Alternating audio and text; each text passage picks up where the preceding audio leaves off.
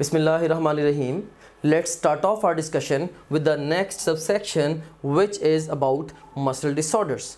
And I would like to ask you questions before going into the nitty-gritty of muscle disorders. A option is muscle fatigue, B option is cramp, C option is tetany, and D option is tetanus. And पहली statement हमारे पास physiological inability to contract a muscle is due to, basically by definition ये क्या है? This is muscle fatigue, the physiological inability to contract. Next statement है, which of the following condition can be caused due to low calcium level in the blood? Low calcium in the blood causes tetany. Charlie would be the best response to this statement.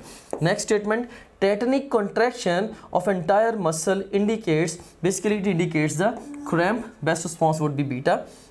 Another statement, muscle twitches and convulsions take place in case of.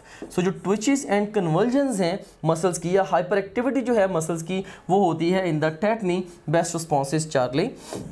Another statement, all are physiological disorders of skeletal muscles except.